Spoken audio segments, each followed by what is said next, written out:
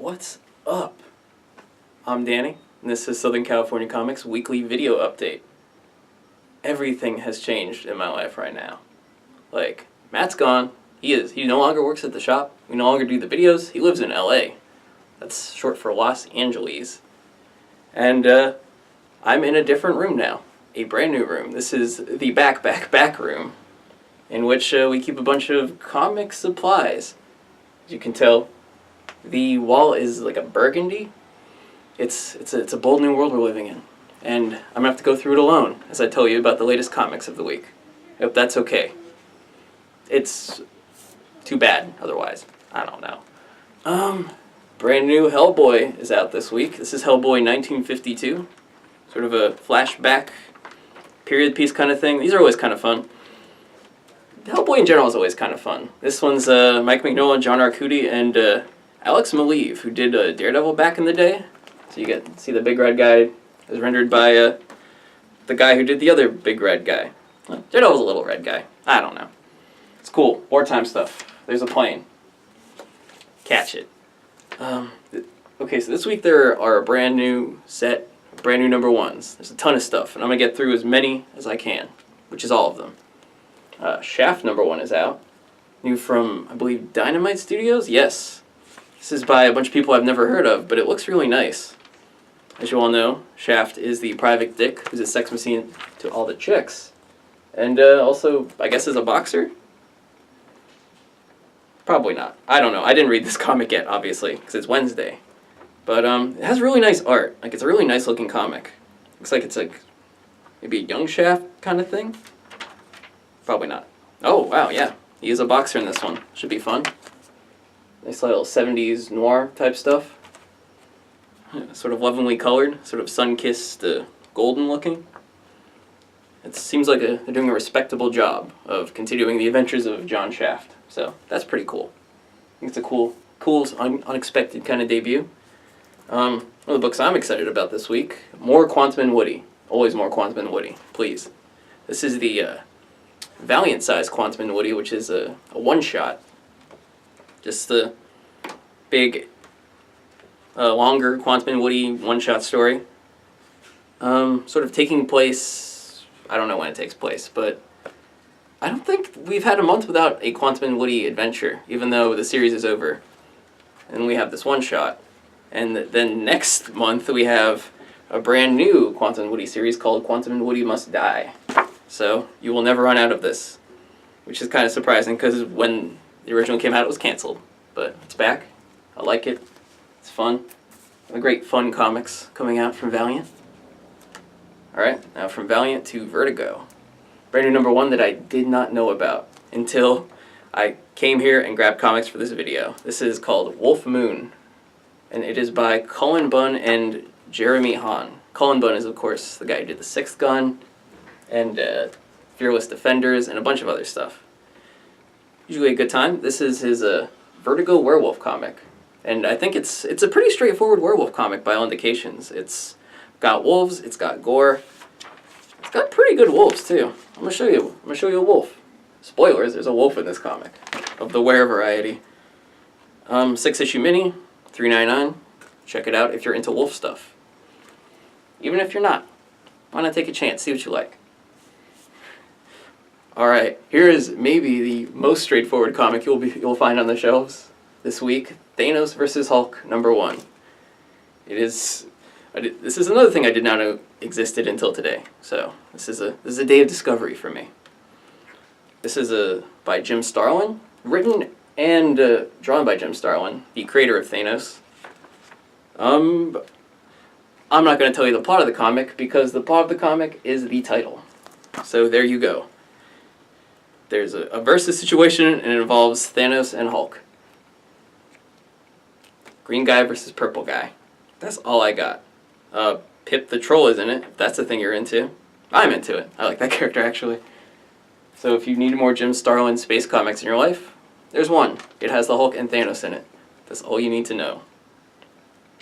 Another surprising number 1 this week, that I kind of forgot that was coming out, is Angela Asgard's Assassin number 1. As we all know, Angela is the Spawn character, created by Neil Gaiman. He got the rights back and sold them to Marvel to spite Spawn creator Todd McFarlane. It's like Dynasty up in here in this comics industry. But Marvel remembered that they bought this character, so she has a brand new solo series. I don't think it's a mini, but it's by Kieran Gillen and Marguerite Bennett and Phil Jimenez and other people you may have heard of. I wonder what it's about. I imagine Angela serves as the assassin for the Asgardians. Maybe. I have nothing to say about that, but it looks pretty nice. Looks pretty nice.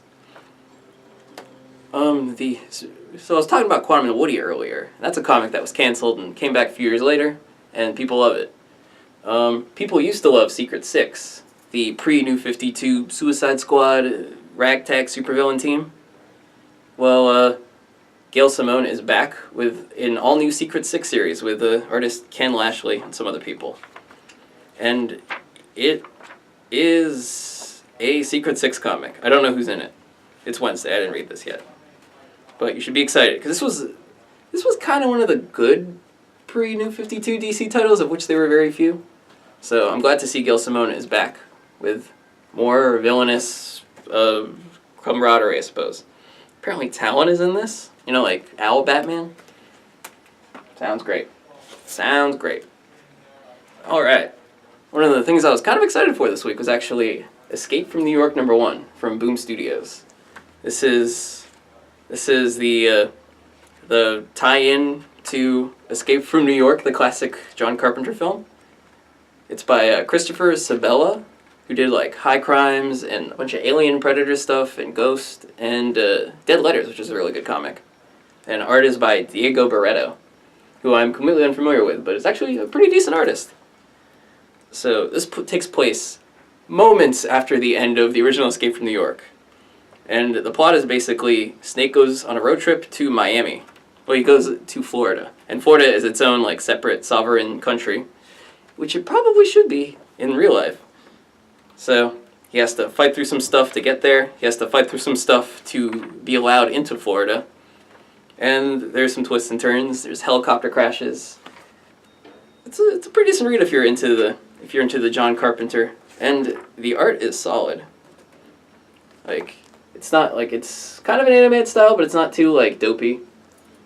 Like, Snake looks like Snake in that he's a guy with stubble and an eye patch. And like striped pirate pants. Is that really what he looked like in the movies? I didn't. Yeah, I guess on the cover he's got like the tiger stripe thing going on, but in the comic he's just got striped pants. Like fat pinstripes, which I guess wouldn't be pins then. So yeah, that's what this has going for it. Shots of Snake Plissken's butt, which I know you're all clamoring for. But it's a nice striking cover. It's a pretty solid debut. It does justice to the world of John Carpenter's film, if that's what you care about.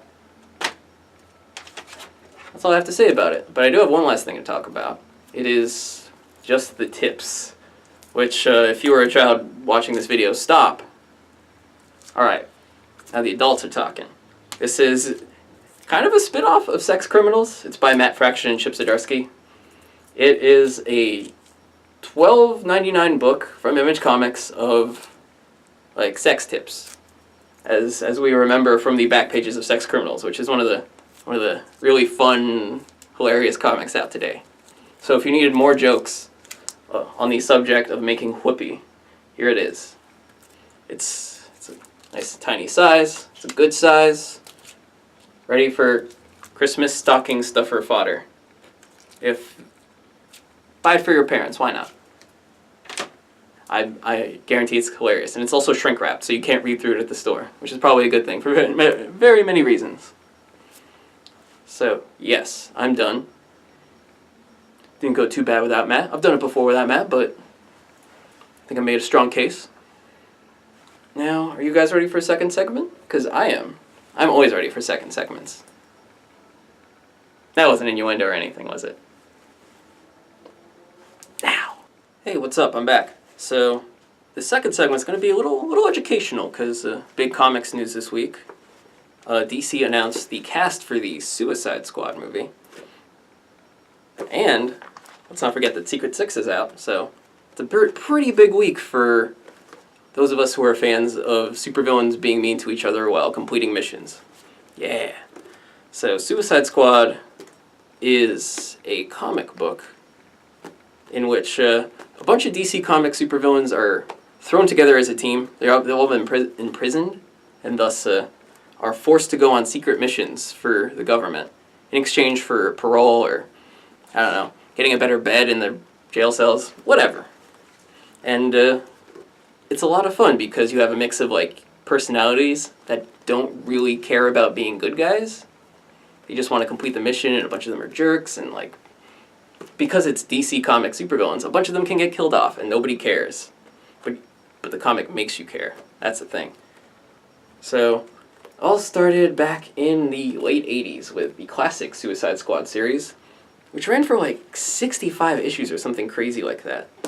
It's by John Ostrander, Luke McConnell, some other people. It's really good. We have a bunch of volumes of this at the store, the first volume, Trial by Fire. It's really good. The only thing is that DC never bothered to publish the rest of it. Like, so you only get like the first 8 issues in this trade, which is a good start. Hopefully with the movie they'll republish the rest of it. I think they just needed people to be interested in it, and people were not originally interested in it. So it's really good. It makes you care about characters like Deadshot and Captain Boomerang, who were just kind of lame characters before that. Like, no one really did much with them. But then we had Suicide Squad, and they were fleshed out and made really popular characters, so much that both of them are in the movie version, played by Will Smith and I forget that, Jai Courtney? The really boring guy from Die Hard 5. Yeah, that guy is playing Captain Boomerang. But he might be good. I don't know. So, yeah. Original Suicide Squad. Really, really good. And that kind of gave way to a predecessor years later called Secret 6, which I talked about earlier. It started off with the same premise. A bunch of bad guys were forced to do missions, except this time, if they did it wrong, they had like collars that would explode and kill them, as I recall. This is it's by Gail Simone. And she had a lot of fun with it. She got to develop all sorts of fun stuff, like made Bane a really awesome character, had Deadshot in it. Deadshot's like one of the main guys. Catman. I don't know if you guys know Catman, but he's like Batman if he was a cat. And he's one of the prime examples of lame characters who are made awesome just by a writer caring enough to make them good. It's really fun. It's a long series. I think there's a couple volumes of this, a couple like series worth of it, not including the new one. It's really worth tracking down all of it. And nowadays we have a current Suicide Squad comic. Now this is called New Suicide Squad. It's a reboot of the New 52 Suicide Squad, which was really bad.